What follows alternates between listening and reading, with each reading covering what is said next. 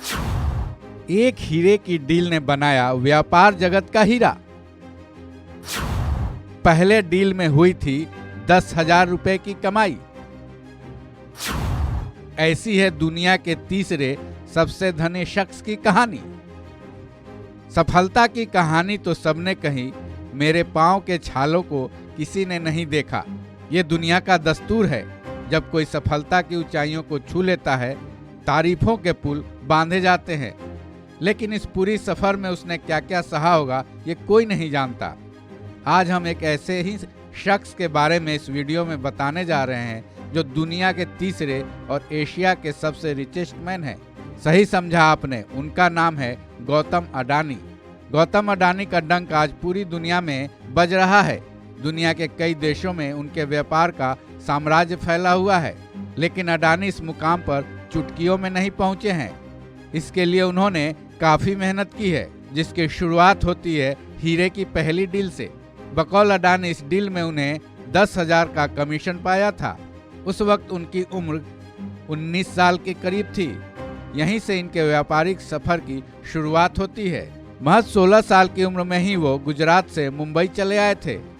वो खुद बताते हैं कि अक्सर उनसे पूछा जाता है कि उन्होंने अपने फैमिली बिजनेस को क्यों नहीं अपनाया। इस पर उनका जवाब होता है कि किसी टीनेजर की आशावाद और फ्रीडम को बांधना कठिन है। मुझे तो बस इतना मालूम था कि मैं कुछ अलग करना चाहता था, और वो भी अपने दम पर करना चाहता था। मुंबई पहुंचने के बाद उन्होंने हीरे के व्यापार का काम करना शुरू किया। उन्होंने इस बिजनेस की बारीकियां सीखी, जिसके बाद उन्होंने अपनी पहली डील एक जापानी बिजनेसमैन के साथ किया। फिर 19 साल की उम्र में उनके बड़े भाई ने उन्हें अहमदाबाद बुलाया, जहां उन्हें एक छोटे पैमाने की पीवीसी फिल्म फैक्ट्री चलाने में मदद करना था। हालांकि उस वक्त उनके पास इस बिजनेस का कोई अनुभव नहीं था। फिर भी अडानी ने इसे अवसर के रूप में देखा। उन्होंने स्मॉल स्केल कंपनीज को कच्चा माल उपलब्ध कराने के लिए पॉलीमर का आयात करना शुरू कर दिया। इस तरह उनकी कंपनी की नींव पड़ी। 1991 में उदारीकरण से उनके बिजनेस में काफ़ी तरक्की मिली। उस वक्त के पीएम पीवी नरसिम्हा राव ने उनकी पॉलीमर, धातु, कपड़ा और कृषि उत्पादों की कंपनी में मदद की, जिसका नतीजा हुआ कि अडानी की कंपनी देश स्तरीय से ऊपर उठकर विश्व स्तर की बन गई। 1994 में उन्होंने अडानी एक्सपोर्ट की नींव रखी। 1995 में जब गुजरात सरकार ने अपने पोर्ट्स को डेवलप करने का फैसला किया, उसके चलते भी इनकी कंपनी को काफ़ी लाभ हुआ। 2005 में अडानी समूह के दिन तब पूरी तरह बदल गए, जब गुजरात सरकार ने 2005 में सेज नीति की घोषणा की। आज की बात करें तो अडानी ग्रुप बिजनेस का एक एम्पायर बन चुका है।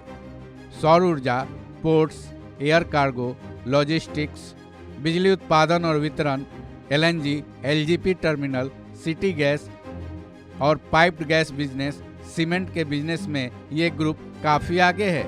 वहीं डाटा सेंटर, सुपर ऐप, औद्योगिक क्लाउड, एरोस्पेस, रक्षा, धातु और पेट्रोकेमिकल के बिजनेस में ये ग्रुप आगे बढ़ने की लगातार कोशिश कर रहा है। कुल मिलाकर अडानी ग्रुप की नेटवर्थ 225 अरब अमेरिकी डॉलर है। आज अडानी दुनिया के तीसरे सबसे रिचेस्ट पर्सन तो हैं, लेकिन उम्मीद जताई जा रही है कि वो जल्द ही एलन मस्क को पीछे छोड़कर दुनिया के दूसरे रिचेस्ट पर्सन बन जाएंगे। इतने सब के बाद भी आज भी उनके एक बात का मलाल है कि वो अपनी पढ़ाई पूरी नहीं कर पाए। इस खबर में बस इतना ही। बाकी अपडेट्स के लिए बने रहिए वन इंडिया के साथ।